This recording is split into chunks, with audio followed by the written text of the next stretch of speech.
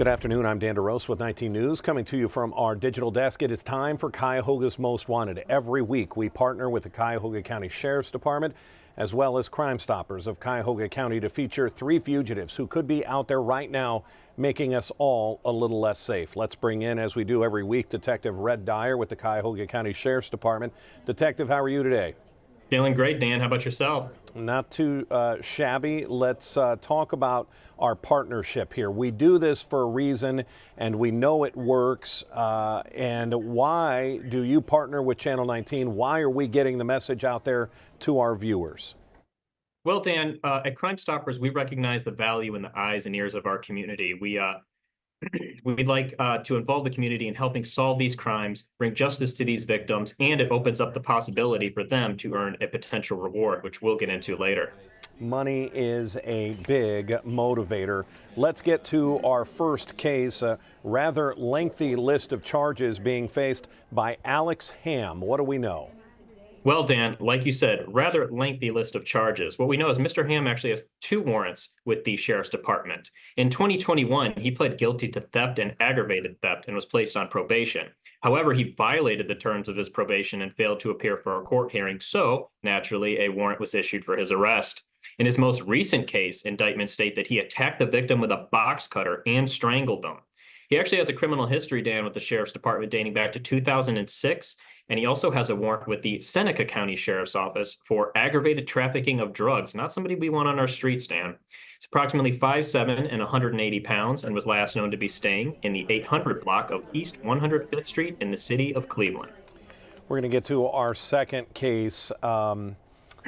Sex offenders have to register depending on one of 3 tiers here in the state of Ohio, and that's for a number of reasons. But when they don't register, well, a warrant gets issued pretty quickly for their arrest. Tell us what we know about Jonathan Cazo.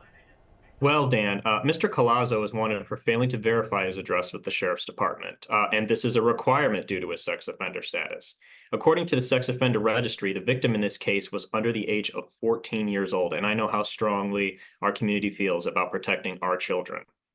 He actually has a criminal history as well with the Sheriff's Department, to include a guilty plea to attempted strangulation and assault in July of 2024, just this year. Reports in that case state that he struck the victim in the back of the head multiple times and strangled them from behind. So we're talking about a scary situation, Dan.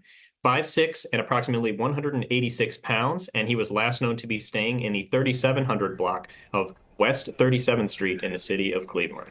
Crimes against children, especially when it's a sex crime, just can't happen. And that's an individual that needs to be off our street and into a courtroom, innocent until proven guilty, but they're facing some serious charges. Red, here on Crime Stoppers, we've been doing this for quite a while now. I think it's reaching a couple of years. We've seen all kinds of instruments used as weapons. Of course, we've seen guns and knives, but we've also seen bottles and frying pans and steak knives. Today, we get a new weapon to add to our list. Let's walk through the case of Angela Bailey. What do we know?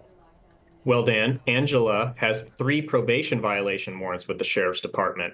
In December of 2022, she pled guilty to domestic violence, and reports in that case state that she assaulted the victim with a knife. But it doesn't stop there, Dan, because she violated the conditions of her probation and warrants were issued for her arrest. And she has a history of domestic violence.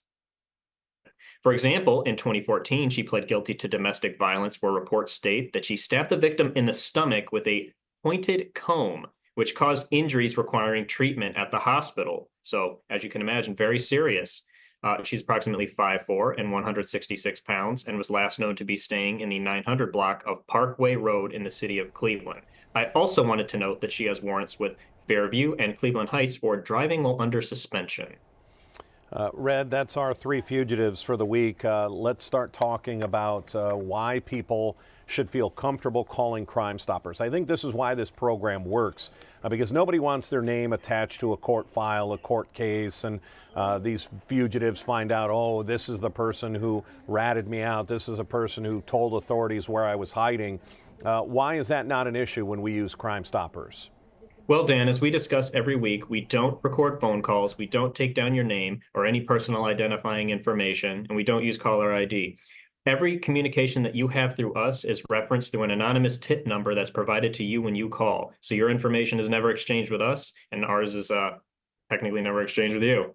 Keeps you completely anonymous. It does. You get a tip number, a reference number, sort of like tracking your package through FedEx. 216-252-7463 is the number, and it allows you, and you're eligible for up to a $5,000 reward. Red, when we're talking about that reward, you like to remind our viewers of something. That crime doesn't pay, but Crime Stoppers does. Crime Stoppers absolutely pays up to a $5,000 reward. Money can be a big motivator. Detective, thanks for the time today. We certainly appreciate it. Be safe out there. Thank you for your time. Happy Halloween. You too. All right, take care, Red. We're going to wrap up our Crime Stoppers. It's been an interesting morning of breaking news throughout Northeast Ohio. We'll look to have an update this afternoon on the shooting in a Paynesville elementary school parking lot. A parent shooting another parent, did not involve any students. It was not a school shooting. Apparently an argument, maybe even some road rage right there in the elementary school parking lot. We'll have an update. Our noon news is underway. Otherwise, we'll see you at 3 o'clock when we start 3.5 hours of news and weather. I'm Dan DeRose with 19. Have a great day. 19 News is everywhere. Download our CTV apps and follow us on social media @Cleveland.